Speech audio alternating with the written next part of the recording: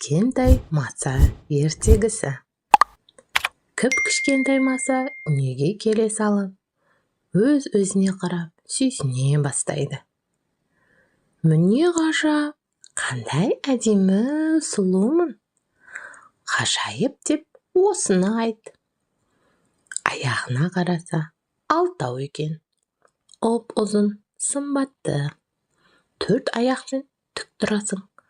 Ал қалған екеуі, 5-ші, 6-шысы қорғаушылар. Олар денеге ештеңе жақындатпайды. Маса енді өз қанаттарына қарады. Қандай мөп-мөлдір, жеп-жеңіл, жылдам көтеріп кетеді. Мұртшасы үлпілдек, ал тұмсығы шепе сияқты біздей. Ал мен не жасай аламын? Деп маса өз-өзіне сұрақ қойды. Ән шырқады. Ән сондай нәзік, жіңішке. Осылай ән айтатын кім бар екен? Қуанышым кіммен бөліссем болар екен? Деп білмеді. Әнін өзенге айтып көріп еді, су сылдырлай ағып естімеді. Енді ол әнін ағашқа айта бастады. Жапырақтары сыбдырлап, шулап, ол да тыңдамады.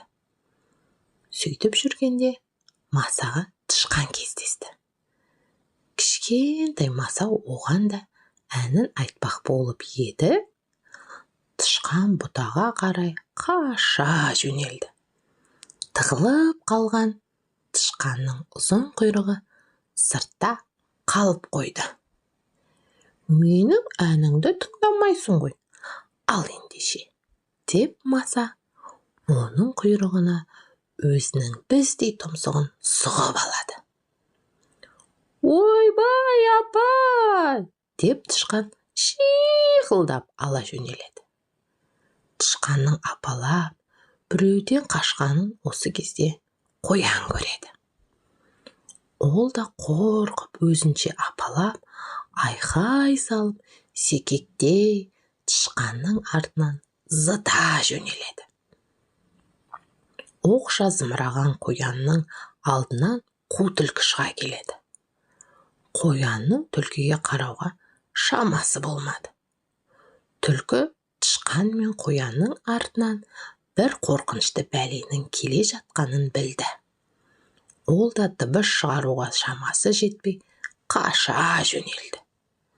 Тышқан, қоян, түлкі жан-жаққа қарауға мұршалары келмей шаңдата жүгіріп келеді. Осы сәтте қасқыр апанында ұйықтап жатыр еді. Ол аңдарды дабырлап, шулаған даусын естіп, шошып қалды.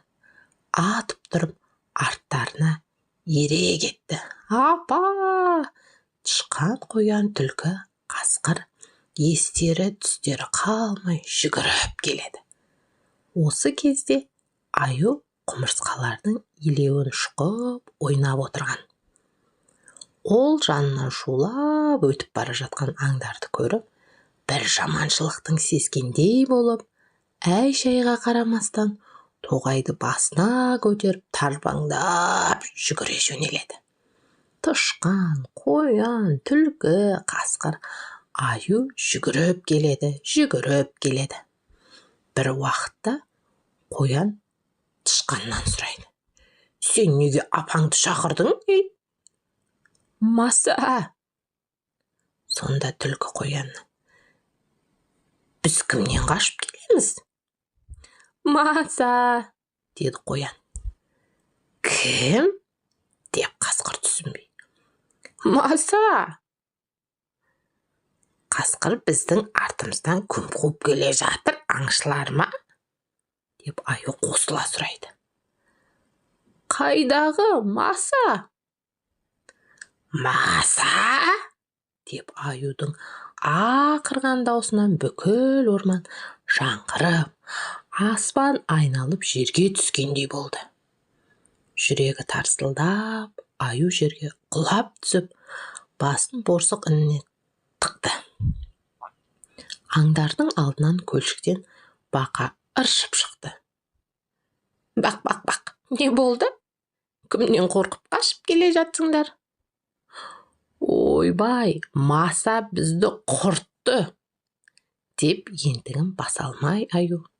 Ал кішкентай Маса ызылдап, әнін айтып қоймады. Бақа таң қалып, көзі шарасынан шығара бадырайтып, аузын ашып, ап, деп Масаны жұтып қойды. Сөйтіп Масаның әні біржолатаға тыйылды.